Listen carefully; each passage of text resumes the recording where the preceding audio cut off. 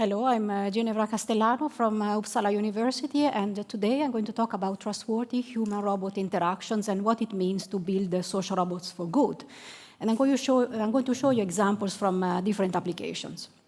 So I will start with social robots in education and discuss what advancing social robots for good in education means.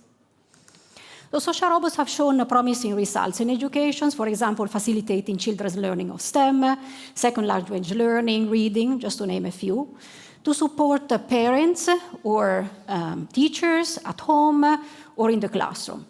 And my research group has been working on social robots in education for several years now, and we know that robots can do good for children's learning. But what is good really, and how can we avoid situations where robots might not do good? So advancing social robots for good means building robots that have measurable benefits for users, but also identifying and limiting possible negative consequences. So in the Animatas projects, in collaboration with colleagues at KTH Royal Institute of Technology and Istituto Superior Tecnico Lisbon, we developed robotic storytellers that support primary school children to create stories and develop verbal creativity. And we investigated how the EMIS robot can do that by inducing emotion through a collaborative game. And so what we found is that when the robot induces positive emotions in children, children's creativity is higher. And we also developed a similar storytelling application, this time with the Furhat robot by Furhat Robotics. And here we were interested in the question of whether children would form a relationship with the robot, whether they would trust the robot. And we can make this robot look differently. We can make it look more human-like, to my right, or more machine-like, to my left. And what we found is that children have a general tendency to trust this robot. And they also disclose information with it, at least with a robot that is less human-like. So while this trust, this connection and intimacy can be good for a robot that support children's learning, especially if we think about the robot playing the role of a supportive friend, we also need to ask ourselves the questions of whether is there any point where a robot might foster too much trust, too much connection, too much intimacy. And this depends on several factors. It depends on who controls the robot. It depends on whether there's an adult overseeing the robot's use and making judgment calls.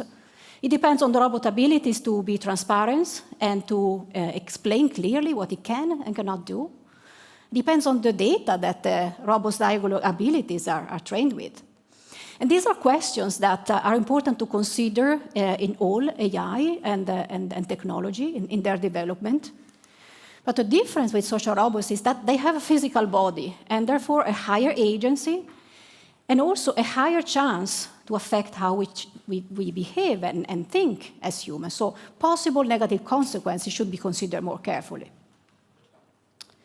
So now I'm going to give you an example of building social robots for good in healthcare, and specifically mental healthcare. And I will present work exploring how social robots may be used to support the screening of perinatal depression.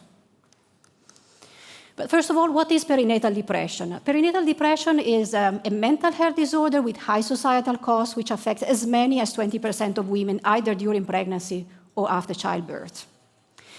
And to access treatment, a clinical diagnosis is required. Problem is that access to skilled personnel it varies a lot. And that means that not all women receive screening. And this results in up to 50 to 70% of cases going undetected. So this is really a huge number.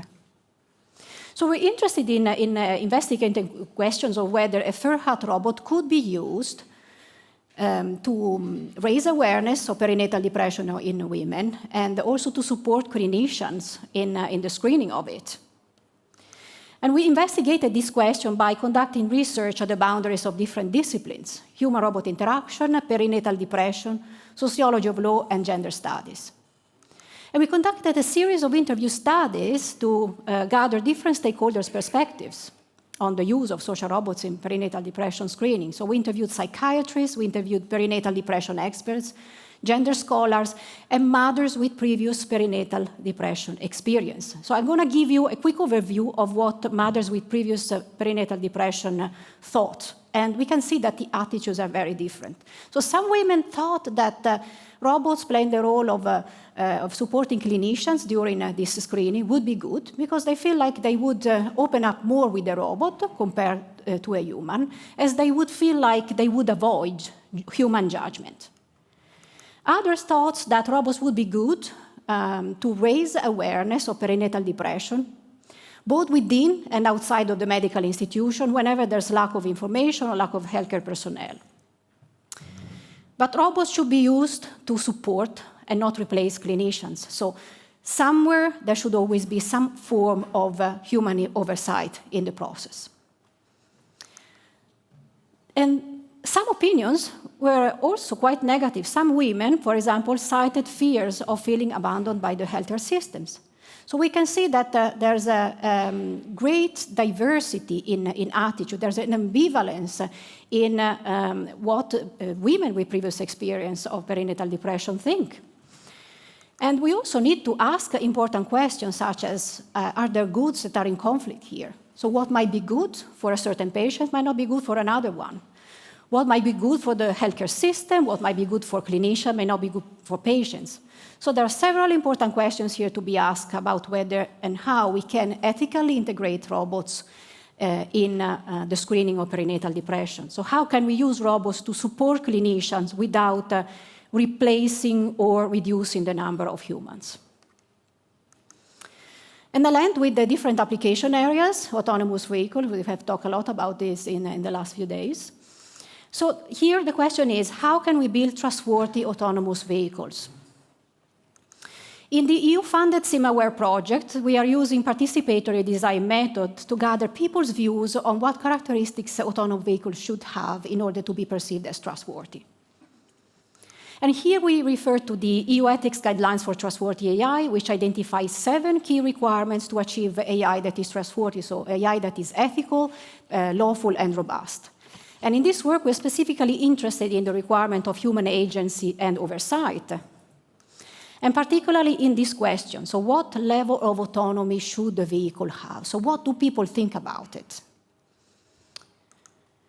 So we asked over 200 participants in an online study to tell us under different circumstances how much level of autonomy they would want the autonomous vehicle to have. And we look at different situations in a highway scenario and in a suburban scenario, asking participants to imagine themselves in the role of a driver. And each scene had role-play-like narrations and also prompted for participants to select among different actions corresponding to different level of autonomy for the autonomous vehicle. And what we found that is participants would trust less and would give less autonomy to an autonomous vehicle in the highway scenario, so potentially a more dangerous one should something unexpected occur. Interesting also, what we found is that the level of information about the situation provided to participants, think for example about GPS information, speed or presence of objects in the surrounding, distance from them, this did not appear to matter in the choice of participants regarding the level of autonomy, but it did affect their perception of trust. We also saw that the less negative attitude users have, the greater their trust, and the more comfortable they would be with the vehicle having a higher level of autonomy. Now, in this work, our participants did not sit in a real physical car, in a physical autonomous vehicle, but the question here is an important one. So how can we make sure to preserve human agency and oversight? How can we make sure to preserve human dignity? So these are important questions, and it's very important to get the input of final users on how can we make sure that we work with an awareness of these issues. And this is really important because we need to research more on the effect that the different attitudes on technology will have on technology adoption. And we see that people really are ambivalent in their desire to engage and to accept technology. So what's the way forward? So if we truly want to build social robots for good or robots for the good of society in mind, we need to take a responsible approach and design robots with ethical values in mind. We need to build principles, we need to build standards for principles of trustworthy AI that work in practice. So we need to work towards an operationalization of trustworthy AI. We need to identify and regulate possible negative consequences. We need to have more interdisciplinary discussion with societal stakeholders. This also came up yesterday in more than one occasion. And finally, we need to ask defining questions on what it means to build robots for good. And that's all, and that's the result of collaboration with several collaborators and some of my wonderful PhD students and postdoc at the Uppsala Social Robotics Lab. And you can visit our website if you wish to learn more. Thank you.